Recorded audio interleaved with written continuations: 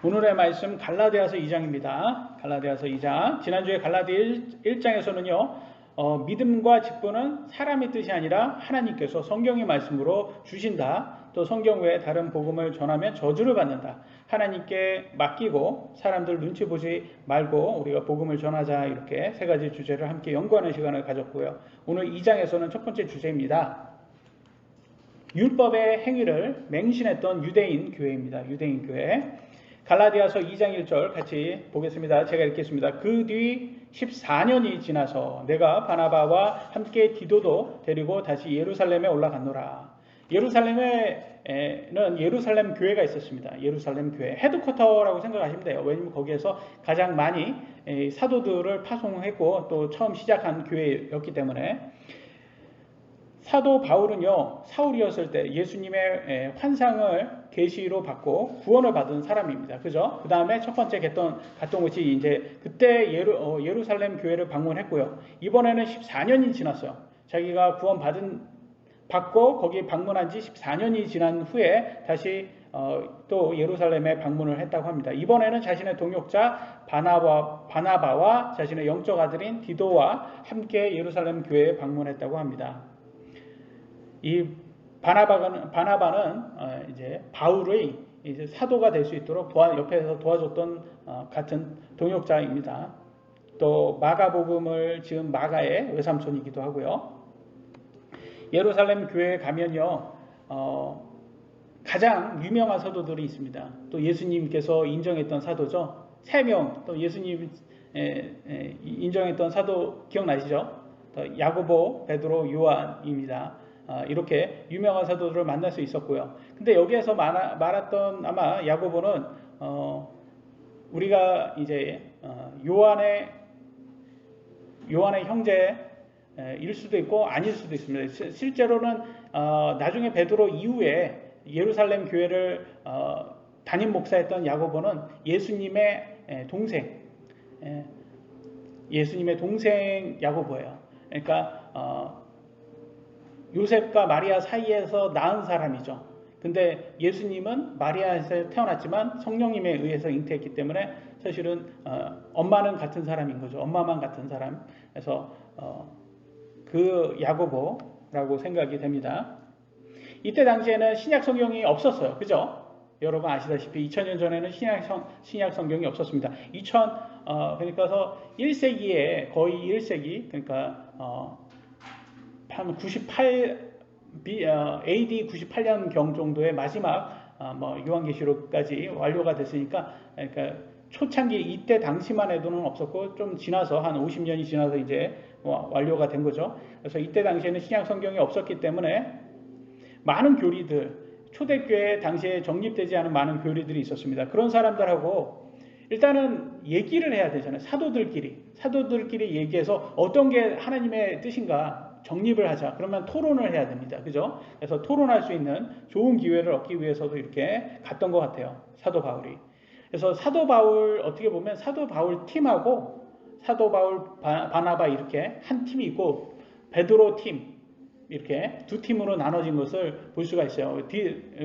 이따가도 나오지만 두 번째 주제에도 나오지만 왜냐하면 베드로는 유대인들에게 복음을 전한 사람 또 사도 바울 팀은 이제 그저 우리 같이 이방인들에게 예수님을 전한 사람 이렇게 두 팀으로 나눠질 수가 있었습니다.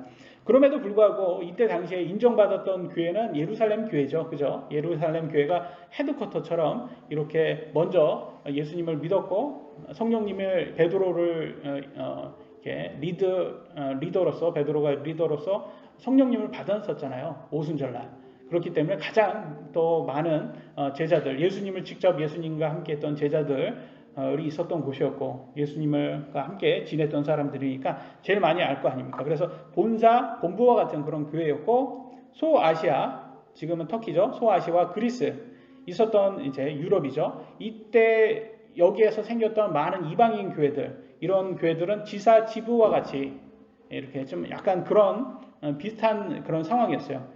근데 우리 회사라고 치면 본사와 지사가 있잖아요. 그러면 지사는 본사 밑에 있는 거잖아요. 그래서 좀 모든 지침을 받고 그렇지만 여기에서는 교회니까 각 개교의 개념이잖아요. 그래서 우리가 이렇게 밑에 이방인 교회가 밑이라고는 생각하지는 않지만 그래도 어쩔 수 없이 하나님의 뜻을 누구가 제일 많이 알겠냐라고 했을 때 예루살렘 교회가 어떻게 보면 헤드쿼터의 역할을 하기 때문에 제일 많이 안다라고 생각했기 때문에 이때 당시에는 예루살렘 교회를 이렇게 지원을 하자. 그래서 마케도니아 교회들이나 고린도 교회들이 예루살렘 교회에 많은 지원도 했던 것이 나옵니다. 성경에. 그만큼 이렇게 예루살렘 교회가 좀 어떻게 보면 중심이었고 교리적으로는 중심이었고 유대인들이 가장 많은 교회였습니다. 신약 교회라는 것은 신약이라는 게 무슨 뜻이에요? 신약. 새로운 약이 아니라 새로운 약속이에요.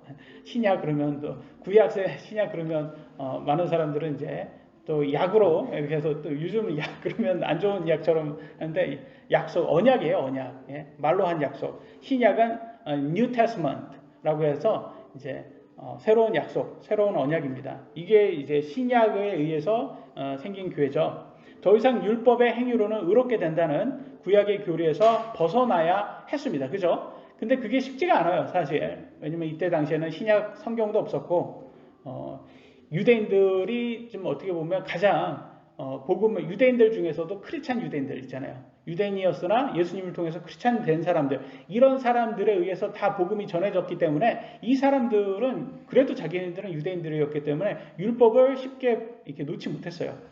그래서 유대인들에게는 율법의 행위란 모세 이후 1500년 동안 내려왔던 하나님의 말씀 그 자체였습니다. 그러니까 이게 율법을 그냥 놓기가 쉽지가 않았던 거죠. 유대인들은 인간의 율법의 행위로는 이루어질 수 없으니 메시아, 그리스도인 예수님이 필요하다라는 율법의 참 의미를 깨달았습니까? 깨닫지 못했습니까? 그때는 깨닫지 못했어요. 그래서 예수님의 제자들만 빼고는 거의 다 깨닫지 못했어요. 그래서 예수님을 믿지 않았죠. 율법은 우리를 예수님께로 인도하는 훈육 선생이라고 성경은 나와 있습니다. 근데 유대인들은 율법의 행위로도 충분히 이루어질 수 있다. 이렇게 착각하고 율법을 맹신을 했습니다. 이때 당시에. 오늘날 세상도요. 어떻습니까? 예수 그리스도의 복음을 종교라며 오히려 싫어해요.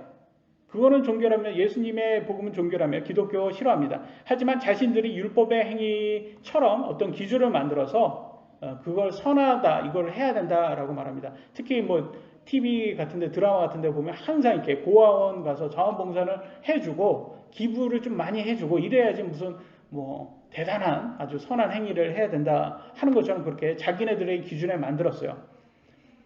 이렇게 기준을 만든 이유는 뭘까요? 여러분 그들의 속 마음은 뭘까요? 왜 이런 거를 선하다고 하고 특히 오히려 예수님을 믿어서 복음을 받아들여야지 천국 간다는 이게 우리가 선하다, 의롭다 이거는 부정할까요? 왜냐하면 이들은 눈에 보이는 것 위주로만 믿고 그 다음에 다른 사람들에게 인생의 자랑을 하기 위해서는 좀 이렇게 고아원들 이렇게 해서 도와주고 그래서 자원봉사하고 기부 많이 해야지 좋은 것처럼 이렇게 말을 합니다. 사실 좋은 건 좋은 거죠. 그런 거는 그게 나쁘다는 것은 아닙니다. 그러나 이것이 그들이 만든 율법이라는 또 다른 율법이라는 거죠. 그래서 이들은 다른 사람들에게 높이기, 자기의 자랑하기 위한 그러니까 바리새인들이 그랬잖아요. 율법을 어떻게 사용했습니까? 자기가 뭐 굉장히 거룩한 척 그런 식으로 자기를 높이기 위해서 율법을 사랑한 것처럼 오늘날 좌파들도 조국 윤미향 같은 좌파들 한번 보세요. 항상 뭐 이렇게 뭐 위안부 할머니들 막 도운 것처럼 도와서 막 되게 선한 척을 막 그렇게 하더니 뭐 요즘 뭐 뉴스에 보니까 뭐 사실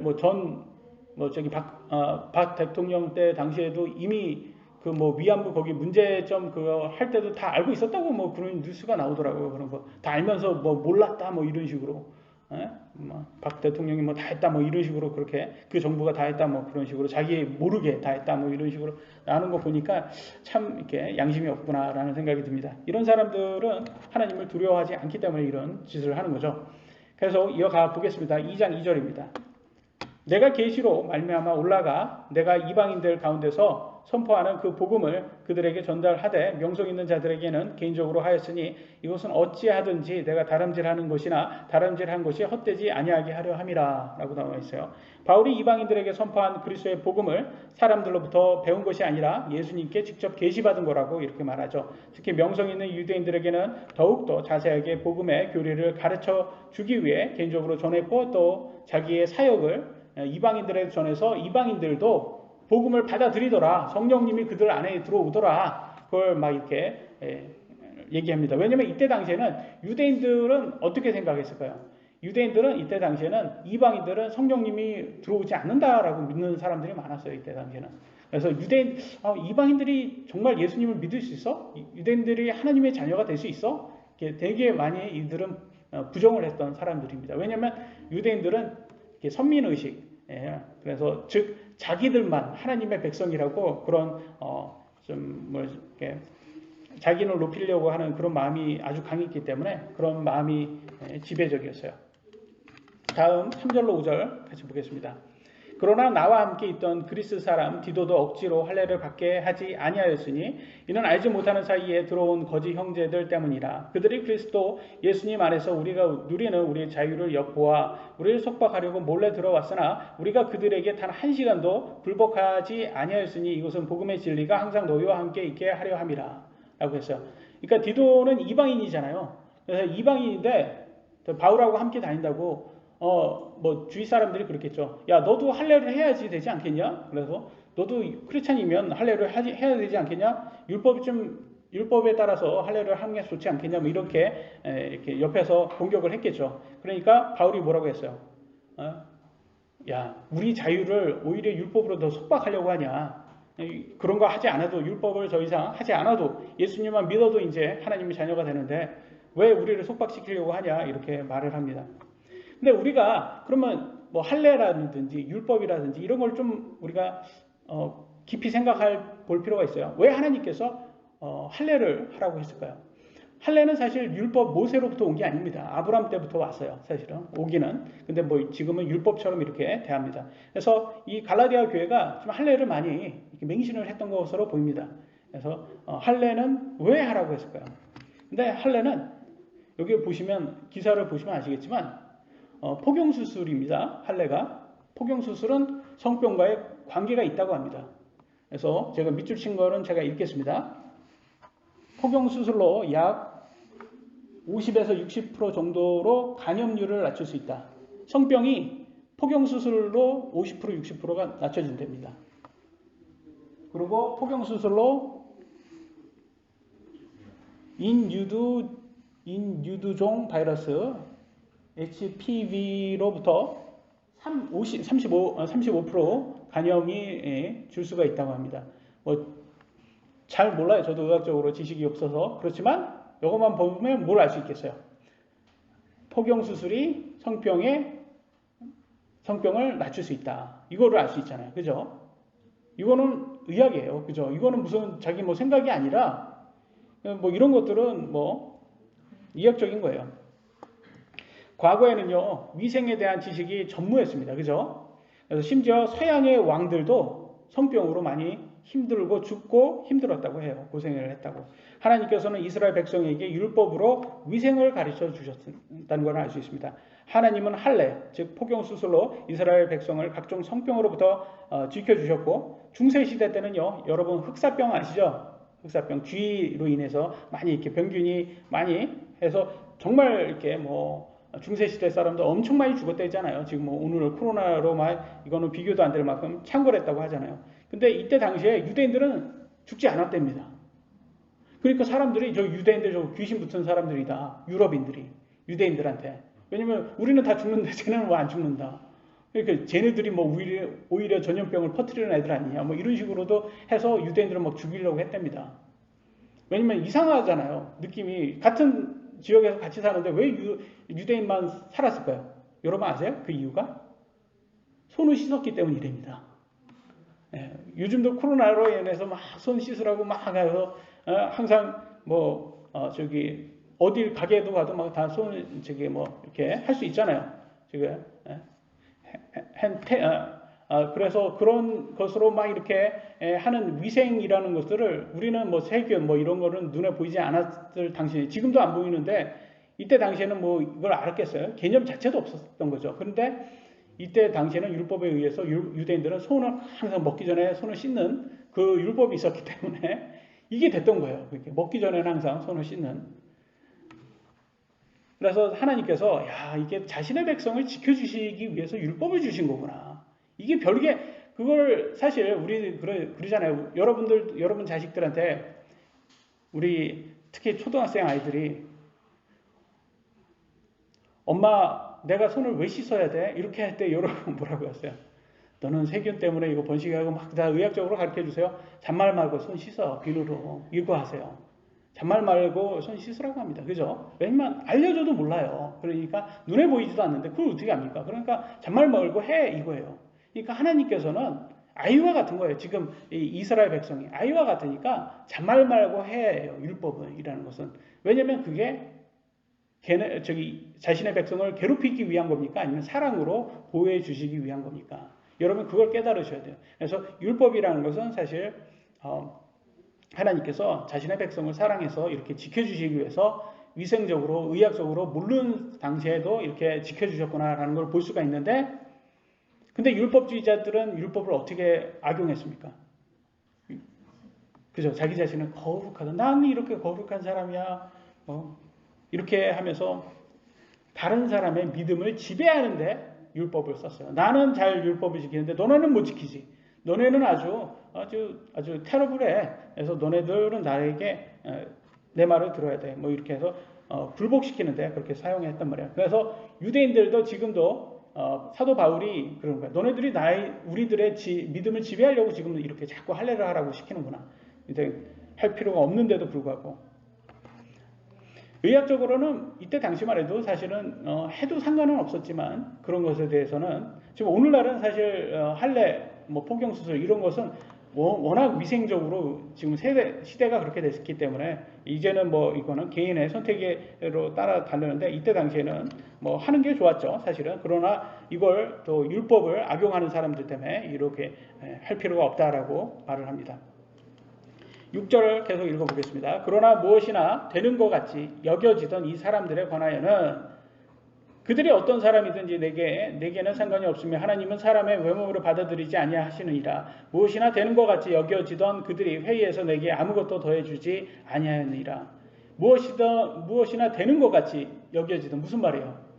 자기를 되게 높이고 사람으로부터 인기 많았던 그런 유명한 사도들이라든지 유대인들 이런 사람들하고 사도 바울이 얘기를 해봤대요. 회의를 이렇게 해봤더니 좀 어떻게 그러면 할례를 왜 해야 되는지 그런 걸 제대로 가르쳐주나?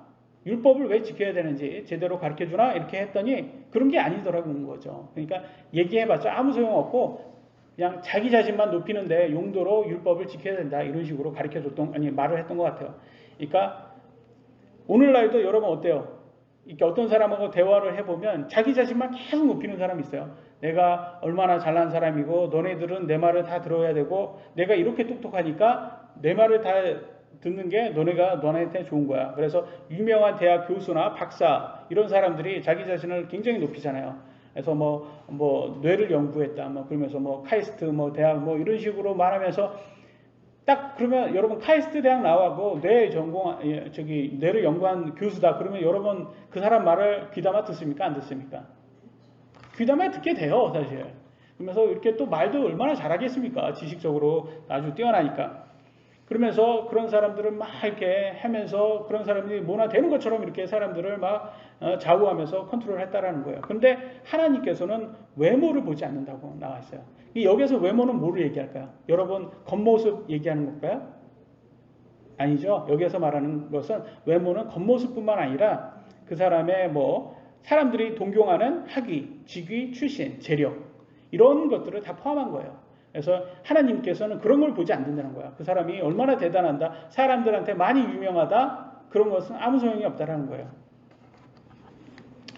여러분은 어때요? 그런 이렇게 뛰어난 사람들이 성경을 공부해서 신학교 나오고 그래서 그 사람들이 이렇게 성경을 가르쳐주면 굉장히 대단할 것 같지 않습니까? 그래도 뭐 프린스턴 뭐 이런 대학에서 나온 뭐 목사님이 그런 대학 나왔다 그러면 굉장히 더 하나님 말씀을 더 잘 알아듣겠다. 저런 사람들이 성경을 가르쳐 주면 더 잘 알지 않겠냐 이렇게 보이지 않습니까? 그런데 성경은 이렇게 말해주고 있습니다. 오히려 고린도전서 1장 27절 이렇게 나옵니다. 그러나 하나님께서 지혜로운 자들을 당황하게 하려고 세상의 어리석은 것들을 택하시고 하나님께서 강한 것들을 당황하게 하려고 세상의 약한 것들을 택하시며 오히려 평범한 사람들을 택했다고 합니다. 고린도전서 3장 19절 이 세상의 지혜는 하나님께 어리석음이니 기록된 바 그분께서 지혜로운 자들을 자기 꾀에 빠지게 하시느니라 하였고 오히려 똑똑한 세상적으로 똑똑한 사람들을 오히려 빠지게 하기 위해서 자기 꾀에 빠지게 하기 위해서 안 쓰신다는 거예요. 오히려 그런 사람보다는 우리처럼 평범한 사람들을 더 쓰신다고 합니다. 참 대단하지 않습니까? 하나님께서의 방법이. 그래서 여러분 똑똑한 사람이 더 성경을 잘 이해한다라고 생각하실 필요는 없어요. 우리 성령님께서 우리에게 성경을 가르쳐 주는 겁니다. 그죠? 그렇기 때문에 우리들도 얼마든지 성경을 이해할 수 있어요. 왜냐하면 우리 안에 있는 성령님께서 가르쳐 주시는 것이기 때문에. 그래서 우리는 세상적인 지식으로 성경을 보는 게 아니라 하나님의 가르침으로 우리가 보는 겁니다. 두 번째 주제 한번 보도록 하겠습니다. 서로 다른 전도대상 갈라디아서 2장 7절로 9절입니다. 오히려 반대로 베드로가 할례자를 위한 복음을 맡은 것 같이 내가 무할례자를 위한 복음을 맡은 것을 그들이 보았나니 무슨 말이에요? 지금 할례자라고 하면 유대인들 얘기하는 거고요. 무할례자는 이방인들 얘기하는 겁니다. 그래서 베드로는 누구 대상? 복음을 누구한테? 유대인들한테 복음 전하는 사람. 사도 바울은 이방인들에게 복음을 전하는 사람이라고 하면서 전도 대상이 다르다라는 것을 말하고 있습니다. 8절 베드로 안에서 효력 있게 일하사 할례자를 위한 사도직을 주신 바로 그분께서 내 안에서 강력하게 일하사 이방인들에게 향하게 하셨으니 또 기둥같이 여겨지던 야고보와 게바와 요한은 내게 주신 은혜를 깨닫고 나와 바나바에게 오른손을 내밀어 교제를 청하였으니 이것은 우리는 이교도들에게로 가고 그들은 할례자들에게로 가고자 함이라. 지금 어떻게 보면 기둥 같은 가장 사도 중에서 유명한 이런 사람들에게는 자기들이 인정받았다고 지금 사도 바울이 얘기한 거예요. 오히려 그들이 우리들을 인정하고 와우 이 사람들은 이방인들에게 복음을 전하려고 하나님께서 이렇게 사도직을 주셨구나라는 것을 인정했다라는 거예요. 근데 세상 특히 다른 유대인들은 이렇게 인정을 하지 않았던 것처럼 보입니다. 그래서 이때 당시에는 누가 더 유명했습니까? 사도 바울이 유명했을까요? 아니면 베드로가 더 유명했을까요? 베드로가 더 유명했다는 것을 알 수가 있는 거예요. 그러니까 사도 바울은 그렇게 유명하지 않은 사람이었어요. 근데 지금은 전 세계가 거의 대부분 이방인이잖아요. 이방인에 의해서 기독교가 복음이 전해지고 그러니까 중심이 누가 돼버렸어요? 사도 바울이 돼버린 거예요. 그래서 오늘날은 사도 바울이 더 유명하고 사도 바울이 굉장히 더 어떻게 보면 흠이 없는 사람처럼 이렇게 좀 특히 카톨릭에서 사도 바울을 어떻게 대단한 것처럼 이렇게 만들어놔서 교황처럼. 그래서 잘못된 거예요. 그런 거는. 사도 바울은 그냥 사람이고 하나님께서 그냥 직분을 준 사람이고 하나님께서 크게 쓴 사람인데 그렇다고 해서 그 사람이 흠이 전혀 없냐? 아니라는 거죠. 똑같은 우리와 똑같은 사람이고 흠도 있고 그 사람도 죄 때문에 자기 안에 있는 죄 때문에 막 고뇌하는 그런 게 성경에 나와 있지 않습니까? 그래서 이렇게 사람을 우리가 배우지만 그 사람에게 배우지만 너무 추정해서는 안 된다. 오늘날처럼. 그래서 우리가 보면 여러분 어때요? 전도 대상이 이렇게 바뀔 수가 있구나. 이렇게 누구는 유대인들에게, 누구는 이방인에게 이렇게 전도 대상이 바뀌듯이 우리도 여러분도 복음 전할 때 전도 대상이 이렇게 하나님께서 이렇게 지혜를 주실 거예요. 나한테는 어떤 전도 대상을 줄까? 여러분은 어떤 것 같아요? 여러분은 누가 전도 대상이 좀 맞는 것 같아요? 제일 중요한 거는 여러분하고 제일 비슷한 사람이 맞지 않을까요? 그죠? 그래서 나이대도 연령도 비슷하고 또 사회적인 그런 지식적인 것이나 경험이 또 비슷한 게 제일 많이 좋을 것 같다라는 생각이 들어요. 그래서 저도 그런 것 같고. 그래서 하나님께서는 이런 것들을 다 이렇게 주신 것으로 보입니다. 대상을 다르게 주는 것을 보입니다. 10절 같이 한번 제가 읽겠습니다. 다만 그들은 우리가 가난한 자들을 기억해 줄 것을 원하였는데 바로 그 일은 나 역시 열심히 행하던 바라. 가난한 자들을 기억해라. 이건 뭐냐면 선교 지원이죠. 선교 지원. 그래서 특히 가난한 교회, 이때는 예루살렘 교회가 상대적으로 이방인들 교회가 더 부유했고 예루살렘 교회가 더 가난했답니다. 그래서 많이 이렇게 지원해 달라고 이렇게 얘기했고, 사도 바울도 역시 마케도니아와 고린도 교회를 통해서 이렇게 지원을 많이 했다고 이미 나와 있죠. 고린도 후서에서 우리가 공부를 했죠. 11절 13절 읽겠습니다. 그러나 베드로가 안디옥에 이르렀을 때 그가 책망받아야 했으므로 내가 그를 대면하여 책망하였노라. 야고보에게서 온 어떤 사람들이 오기 전에 그가 이방인들과 함께 먹었으나 그들이 오매 할례자들에 속한 그들을 두려워하여 그가 뒤로 물러가 자신을 분리하였으며 다른 유대인들도 그와 함께 위선을 행하고 심지어 바나바도 그들의 위선에 끌려갔느니라. 사도 바울이나 바나바나 베드로나 다 유대인이었어요. 이들은. 그러니까 율법에 의하면요, 여러분, 유대인들은 다른 이방인들하고 같이 밥도 못 먹을 그런 상황이었다는 거예요. 왜냐하면 하나님께서는 이때 당시에는 구약 시대 때는 왜 이렇게 자꾸 이렇게 분리하게끔 만들었을까요?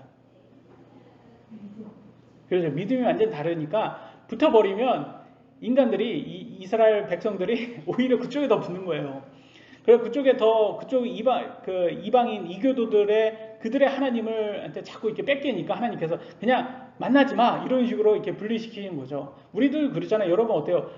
여러분 자녀들이 좀 이상한 애들하고 이렇게 하면 야 친구 잘 만나야 된다. 그래서 친구하고 그런 애들하고 좀 가까이 가지 말아라 이렇게 하는 게 이게 차별이라기보다는 이렇게 우리 아이를 안전하게 지키기 위해서 이렇게 한 거잖아요. 그래서 하나님께서 그렇게 한 건데 얘네들이 그걸로 그렇게만 받아들이지 않은 거예요. 이스라엘 사람들이 야 우리 백성은 대단해. 저기 이교도들, 이방인들, 쟤네들은 아주 쓸데없는 애들이고 하나님의 백성이 될 수 없는 애들이고 아주 저질이야 저질. 우리는 요즘 말로 하면 그런 식인 거예요. 자기는 하이 퀄리티고 쟤네들은 아주 저질적인 애들이야. 그래서 우리 같이도 못 놀아. 그래서 밥도 같이 먹으면 안 돼. 이런 식으로 했던 거예요. 근데 지금 베드로가 그렇게 구약시대 때 그렇게 살아왔다가 지금 이제는 안디옥 교회에서는 이렇게 같이 식사도 하고 이렇게 했어요. 이제 다. 그런데 다른 야고보라는 건 예루살렘 교회 목사죠. 거기에서 유대인들을 또 크리스찬 유대인들이겠죠. 그걸 보냈더니 그들 눈치를 보면서 이제는 같이 했다가 딱 오니까 눈치 보면서 이제 멀리하는 이렇게 자기만 거룩한 척 이렇게 하고 바나바도 그랬다고 합니다. 심지어 분위기가 그랬다는 거예요. 분위기가 갑자기 오니까 눈치가 보이죠. 사실 여러분들 이런 상황에 우리가 처해졌으면 우리는 안 할까 이렇게 보죠. 우리도 그럴 수 있을 것 같아요.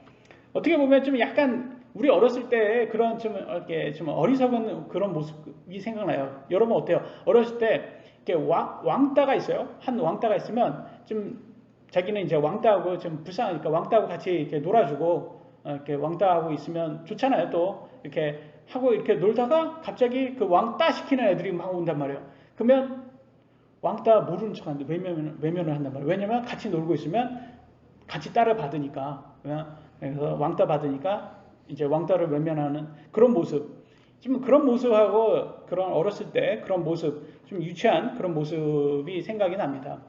저도 신학교를 갔거든요. 신학교를 딱 갔더니 첫 번째 신학교에서 한국에 있던 선교사의 아들이 거기에 이제 저하고 같이 이렇게 들어왔어요. 근데 그 친구는 이제 한국에 좀 살았으니까 한국말을 조금 이렇게 배웠어요. 그래서 저한테 형님 이런 단어를 배웠어요. 나이 차이가 워낙 삼촌뻘이니까 제가. 그러니까 형님 하면서 이렇게 따라오다가 이제 학교에 딱 가서 이제 미국 애들 많잖아요. 그러니까 저하고 얘기하는 게 편하겠습니까? 걔네들하고 얘기하는 게 편하겠습니까? 재밌죠. 또래 애들이고 같은 언어를 쓰고 저하고 쓰려면 또 좀 이렇게 외국 사람하고 얘기하려면 그거 다 받아줘야 되니까 이게 귀찮은 거예요. 그러니까 학교에 가자마자 이제 얘가 안 놀아주더라고요, 저하고. 그래서 저 친구는 이제는 아쉬운 게 없나 보다. 나하고 이제 얘기도 안 하네. 그래서 완전히 그 부류가 이렇게 떨어져가지고 이렇게만 이렇게 얘기도 안 하더라고요. 그래서 나중에 저거 한국에서 만나면 또 어떻게 하려고 저러나 그랬더니 나중에 진짜 한국에 만나더라고요. 한국에 가서 또 진짜 한국의 선교사로 또 왔더라고요. 한국에 선교사로 와서 저를 만났는데 굉장히 눈치를 보더라고요. 제 눈치를. 만나도 제가 그렇게 옛날처럼 친한 척을 하겠습니까? 저도 인간적으로, 예. 그렇다고 이렇게 눈치 주고 그러지는 않았어요. 만나도 잠깐 만나고 인사하고 말았으니까. 사실 선교사라고 해도 뭐 같은 지역에서 있어야지 자주 보고 그러지.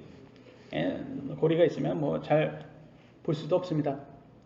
그런 것들은 우리가 연약함이에요. 이게 사실은 베드로도 마찬가지예요. 베드로가 뭐 굉장히 뭐 이렇게 악하고 뭐 진짜 이방인들을 막 무시하고 이렇게 해서가 아니라 베드로도 이렇게 좀 연약한 육신의 연약함이 있고 바나바도 마찬가지입니다.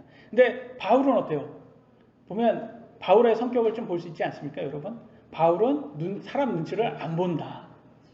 그런 거를 참 안 보는구나. 그럼 여러분 보면 아주 어떻게 보면 좀 독하다. 이런 식으로 좀 냉정하다. 이런 느낌이 좀 들지 않습니까, 바울이?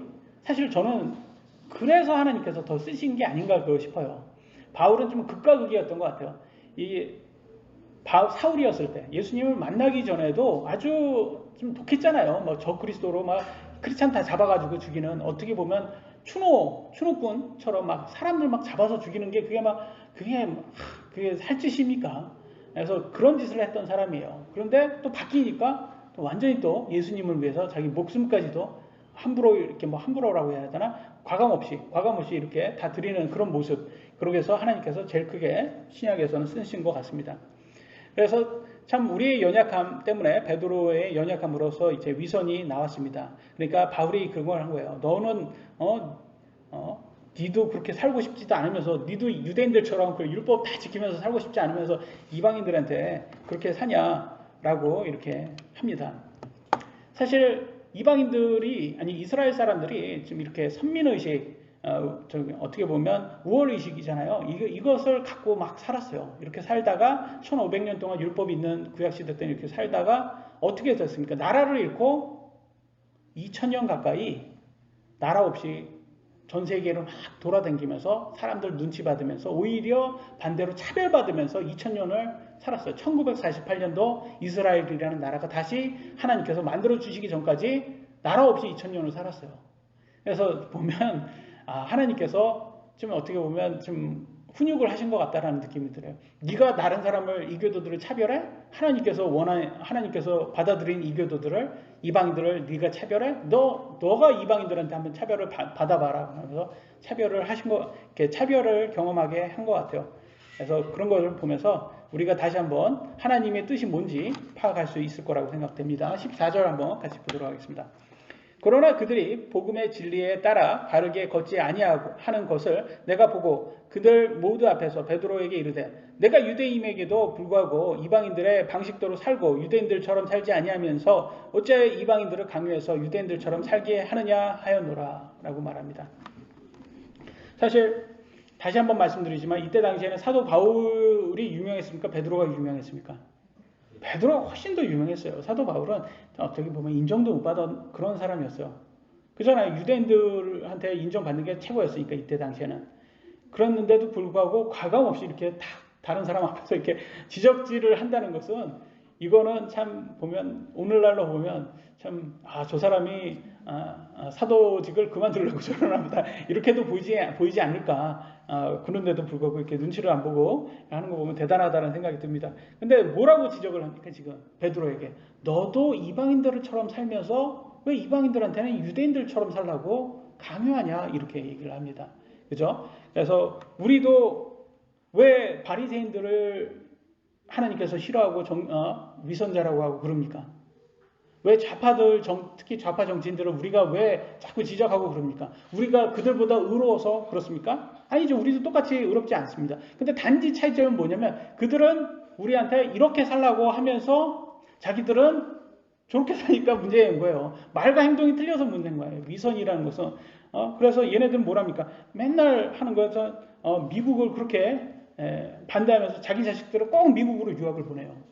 그러니까 항상 그러잖아요. 제가 걔네들 말하는 거 하지 말고 행동을 따라하라고, 좌파들처럼. 그래서 자식들을 꼭 대수에 가능하시면 미국으로 유학을 보내셔야 되는 거예요. 그래서 뭐 저도 미국으로 유학을 갔다 왔지만 갔다 오면 좋은 게 이렇게 이렇게 보는 눈이, 시야가 커집니다. 그래서 이렇게 우물 안에 개구리에서 이렇게 좀 나갈 수가 있어요. 가능하면 뭐 물론 너무 무리해서 하면 그것도 힘들겠지만. 그래서 걔네들은 꼭 그러잖아요. 꼭 아파트 2채 있으면 1가구 2주택이면 적폐다 그러면서 다 정치인들 다 1가구 3주택 뭐 그렇게 갖고 있잖아요. 이거 웃긴 애들이에요, 얘네들은. 그러니까 우리가 위선자다, 너네들. 그렇게 얘기를 하잖아요. 그래서 성경에서는 항상 하나님께서 이런 사람들, 위선자들에 대해서 지적을 하시는 게 나와요. 누가복음 20장 46절로 47절. 긴 예복을 입고 다니기를 원하며 시장에서 인사받는 것과 회당의 가장 높은 자리와 잔치에 으뜸 가는 자리를 좋아하는 서기관들을 조심하라. 오늘날로 보라면 정치인들을 얘기하는 거예요. 그들이 과부의 집을 삼키고 과시하려고 길게 기도하니 바로 그들이 더 큰 정죄를 받으리라 하시는. 길게 막 거룩한 척 길게 기도하는 거. 교황처럼 길게 기도하고 막 무슨 유명한 목사처럼 길게 기도하고 거룩한 척은 다 해요. 척은 다 해요. 근데 알고 보니까 뭐예요? 과부들의 집에 삼킨다고 해요. 저녁 때마다 과부 집에 가서 잠자리를 하는 거예요. 간음을 하고 있는 거예요. 누구 생각나요? 오늘날 정치인들 생각나지 않습니까? 꼭 앞에서는 그렇게 거룩한 척. 여기서 세 사람의 공통점이 뭐예요? 성범죄범이잖아요 지금. 근데 다 파란색이네요 이상. 여기는 노란색이긴 하네. 근데 그 뭐 더불어 더듬당이라고도 하는 그 당인데요. 그거 보면 다 뭐예요? 이게 보면 시장에서 꼭 인사를 하고 여성들한테 호의적으로 이렇게 다 하는데 알고 보면 성범죄범이에요. 그러니까 지금 이거는 뭐 지금 요즘 세상이고 옛날에 바리새인이 이 짓을 했다라는 거예요. 그러니까 하나님께서 그렇게 싫어했던 거죠. 그래서 오늘날 뭐 개딸이라고 하더라고요. 개딸 대개문들 사람을 추정하는 사람들. 개딸 참 이름 잘 지었어요. 개딸. 이렇게 개같이 뭐 이렇게 성격이 더러운 여자들, 20, 30대 여자들, 좌파를 추정하는 여자들을 개딸이라고 한다고 하더라고요. 그래서 마지막 주제입니다. 율법의 행위로는 의롭게 될 수 없다. 그래서 우리가 우리의 육신적인 행위로는 의롭게 절대 될 수가 없습니다. 그거를 성경은 아주 클리어하게 얘기해 주고 있습니다. 15절, 16절. 우리는 본래 유대인이요 이방인에게 속한 죄인이 아니로되. 여기도 그러잖아요. 우리가 의롭다, 유대인이다. 그럼에도 뭐래요? 사람이 율법의 행위로 의롭게 되지 아니하고 우리는 인간의 행위로는 의롭게 될 수 없다. 오직 예수 그리스도의 믿음으로 되는 줄 알므로. 오직 믿음이다. 우리도 예수 그리스도를 믿었나니 이것은 우리가 율법의 행위가 아니라 그리스도의 믿음으로 의롭게 되고자 함이라. 율법의 행위로는 어떤 육체도 의롭게 될 수 없습니다. 이게 핵심이에요, 여러분. 기독교의 핵심은 믿음이에요, 믿음. 누구를 믿는 거? 예수님을 믿는 것이 의롭게 되는. 이건 누가 정했어요? 하나님이 정한 거예요. 이 구원의 조건은 하나님이 정한 거예요. 근데 자꾸 인간이 내가 낙원을 만들 수 있어. 인간이 낙원을 파라다이스를 만들 수 있어. 인간이 행위로서 천국에 갈 수 있어. 이런 것들이 자꾸 나오는 거예요. 그래서 성경은 율법의 행위로는 육체가 의롭게 될 수 없음을 분명히 말해주고 있고요. 인간이 하나님께 의롭다 여겨질 수 있는 유일한 방법은 하나님의 아들 예수 그리스도를 믿는 것밖에 없다. 하나님께서 이 구원의 방법을 정하셨다. 천국의 주인이신 하나님께서 천국에 들어가는 구원의 조건을 본인이 정하셨는데 예수님을 믿어야 된다. 인간이 구원의 조건을 자기 눈에 옳게 보이는 율법의 행위로 바꾸었다라는 거예요. 그래서 구약시대 때는요 이렇게 나왔습니다. 사사기서 17장 6절에 같이 한번 보겠습니다. 여러분 읽어보세요. 시작.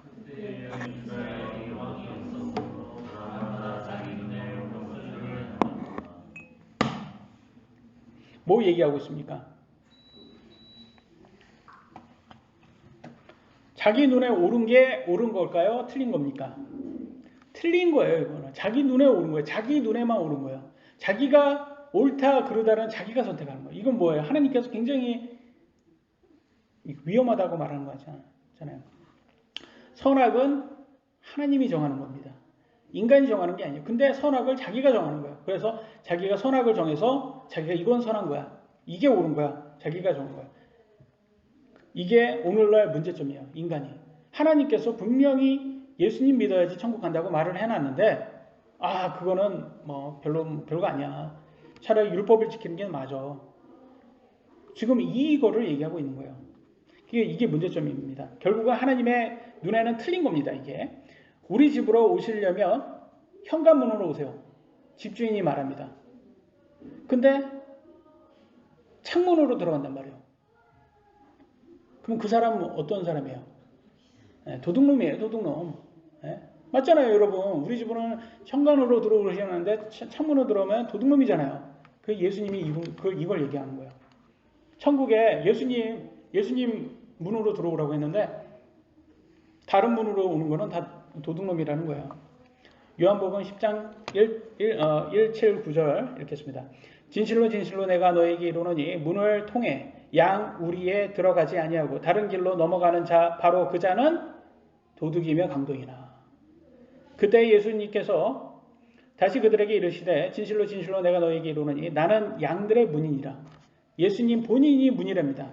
자기를 통하지 않고는 들어갈 수가 없다는 거예요. 내가 그 문이니 누구든지 나를 통해 안으로 들어가면 구원을 받고 또 들어가고 나오며 꼴을 얻으리라.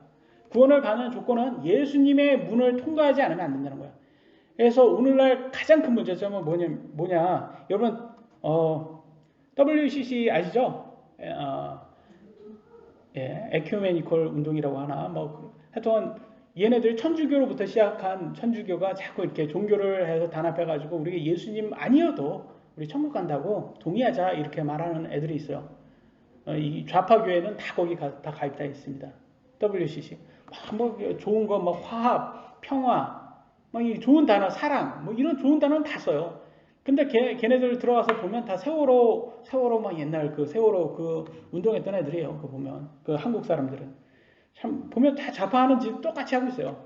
그러니까 얘네들의 그거는 사탄의 자식이라는 것을 볼 수 있어요. 왜냐하면 예수님이 아닌 다른 문을 가능하다고 지금 얘기하려고 하는 애들인 거잖아요. 많은 사람들이 율법의 행위로 의롭게 되려고 하는 거는 내가 인생으로 자랑하려고 하는 거예요. 나 이렇게 대단한 사람이야. 이거예요.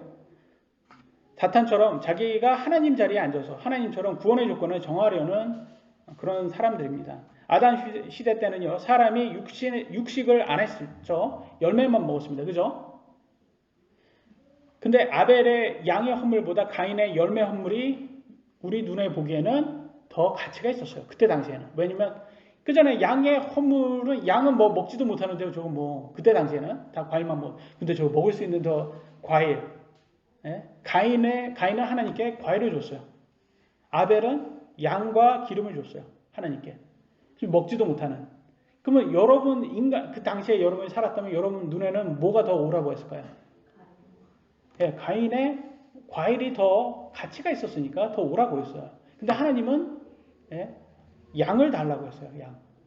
그 하나님의 말씀이 맞잖아요. 그러니까 하나님 말씀대로 준 게 맞는 거예요. 그래서 사무엘상 15장 22절에 이렇게 말해요. 사무엘이 이르되 주께서 주의 음성에 순종하는 것만큼 번제 헌물과 희생물을 크게 기뻐하시나이까 보소서 순종이 희생 헌물보다 낫고 귀를 기울이는 것이 순양의 기름보다 나으니라. 무슨 말을 얘기하냐면 그 어떻게 좋아 보이는 거라도 하나님의 말씀이 가장 중요하다. 하나님 말씀 듣는 게 가장 중요하다. 하나님이 그렇다면 그런 거를 받아들일 수 있는 사람이 들을 게 있는 사람이라는 거예요. 갈라디아서 2장 17절 계속 이어가겠습니다. 그러나 만일 우리가 그리스도로 말미암아 의롭게 되고자 하다가 우리 자신의 또한 죄인으로 드러난다면 그리스도께서 그런 까닭으로 죄의 사역자가 되시느냐?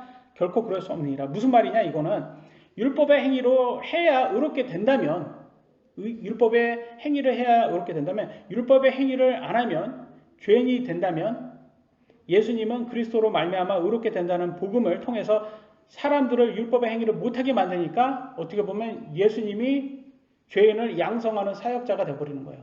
왜냐하면 율법의 행위를 못하게 만들었으니까. 율법의 행위로 의롭게 되어야 되는데 지금 그걸 얘기하는 거예요. 말도 안 된다. 근데 예루살렘 교회는 율법주의자들처럼 율법의 행위를 해야 된다고 가르치는 사람들이 많았다는 것을 볼 수가 있어요. 여기에서도. 2장 18절 만일 내가 헐었던 것들을 다시 세우면 내가 내 자신의 범법자로 만드니라.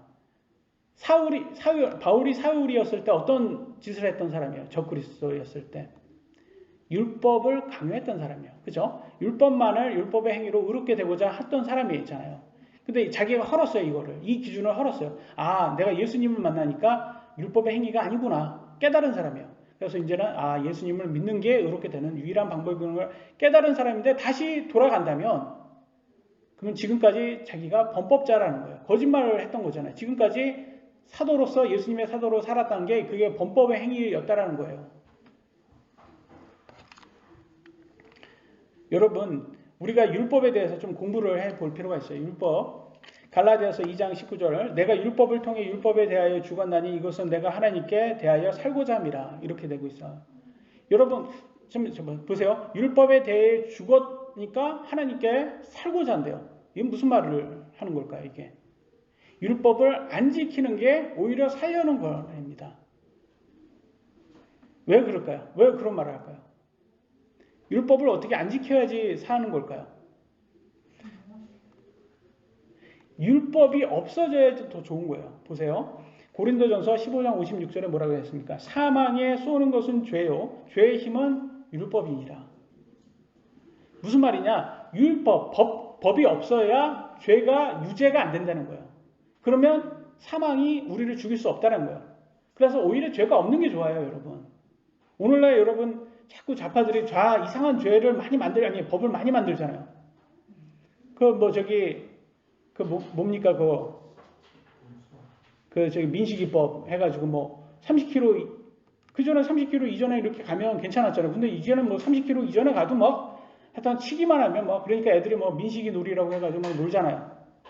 그 좌파들이 그렇게 막 이상한 법을 만들었더니 죄인이 돼버렸어요. 자기는 아무런 30km 이하로 이렇게 운전을 해도 그냥 애가 민식이 놀이로 해가지고 튀어나와서 차에 자기가 이렇게 부딪혀도 죄인이 돼버렸어요.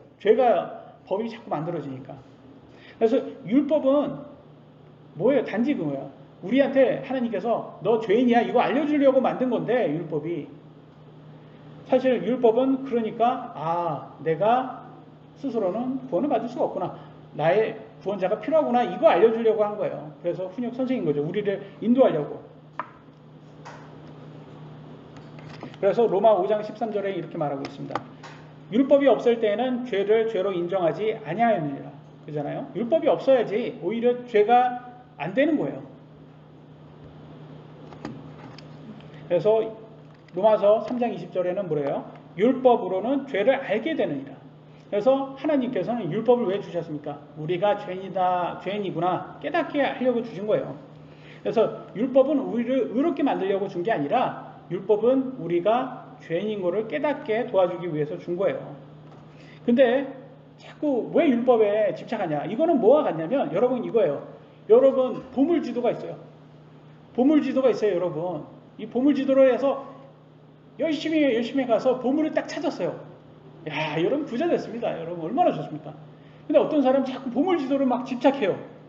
아니 보물을 찾았는데 왜 자꾸 보물지도에 집착하냔 말이에요. 여기 보물이 있단 말이에요. 근데 자꾸 나는 보물지도가 있어야 돼. 보물을 찾았는데 무슨 보물지도가. 여러분 보물 찾은 다음에 보물지도는 어때요? 버려야 돼요. 그건 아무 소용 없는 거예요. 이미 보물을 찾았기 때문에. 예수님이라는 보물을 찾았는데 왜 자꾸 보물지도인 율법을 자꾸 집착하냔 말이에요. 이거 얘기하는 거예요 지금.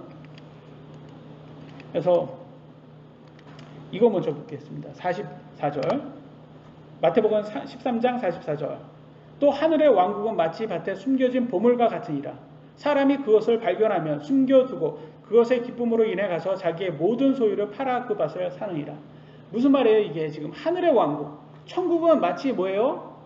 밭에 숨겨진 보물이랍니다. 밭에 숨겨진 보물이에요. 이 말은 뭐냐? 예수님이 숨겨져 있어요. 이 세상에 숨겨져 있잖아요. 지금 예수님이. 예? 세상에 누구한테 사탄이 우리의 눈을 가려가지고 사람의 눈을 가려가지고 숨겨져 있잖아요. 근데 그걸 딱 찾았어요. 그러면 뭐예요? 그 다음부터는 우리의 온 마음을 다해서 예수님을 위해서 산다는 거예요. 지금 모든 걸 판다라는 것은 내 온 모든 것을 다 바쳐서 예수님을 위해 산다라는 거예요. 근데 아직까지 이렇게 살아왔는데 왜 자꾸 보물지도인 율법에 집착하냐 이걸 얘기하고 있습니다. 20절 보겠습니다. 내가 그리스도와 함께 십자가에 못 박혀 있으나 그럼에도 불구하고 사노라. 그러나 내가 아니요 그리스도께서 내 안에 사시리라. 나는 지금 내가 육체 안에서 사는 삶을 나를 사랑하사 나를 위해 자신을 주신 하나님의 아들의 믿음으로 사노라. 말하잖아요 지금. 내가 나를 위해 사는 게 아니라 내가 예수님을 위해 산다. 왜? 나는 예수님이란 보물을 찾았기 때문에 난 더 이상 보물지도라든지 이런 것을 위해 살지 않고 나는 보물을 위해 살겠다라고 하고 있어요.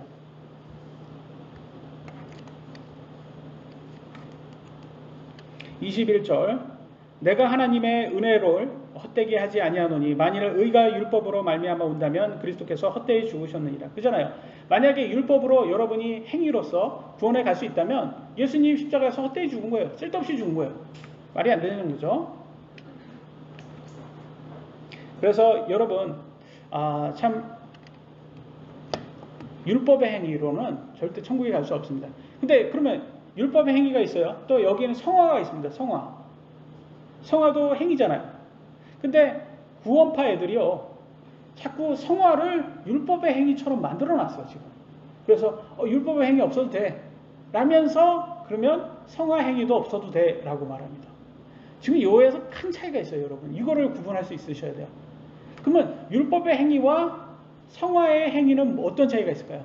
가장 핵심의 차이는 뭐냐면 율법의 행위는 나 자신을 높이는 거, 성화의 행위는 하나님을 높이는 거. 왜? 하나님의 말씀을 듣고 순종해서 하나님의 기쁨이 되고자 하기 위해서 하는 행위잖아요. 그래서 성화의 행위는 반드시 있어야 되는 행위예요. 이 행위가 성화의 행위가 없으면 여러분 지옥 간답니다. 보겠습니다. 마태복음 3장 10절. 이제 또한 도끼가 나무들의 뿌리에 놓였으니 그러므로 좋은 열매를 맺지 아니하는 나무마다 찍혀 불 속에 던져지니라. 무슨 말이에요? 좋은 열매가 뭐예요? 좋은 열매가 바로 성화 열매예요. 성화로 인해서. 그래서 땅이 3개 나오잖아요. 가시밭에 돌밭, 가시밭, 그 다음에 좋은 땅 3개 중에서 열매 내는 땅은 좋은 땅밖에 없죠. 여러분 좋은 땅이 되셔야 되는 거예요. 좋은 땅은 뭐냐? 열매, 성화의 행위의 열매가 나오는 거예요. 그래서 하나님의 말씀을 바르게 나눠서 우리가 율법의 행위는 버려버리고 성화의 행위는 계속 지켜서 하나님의 기쁨이 되는 그런 성도 되시기를 예수님의 이름으로 기도드립니다. 여기까지 하도록 하겠습니다. 기도하시겠습니다.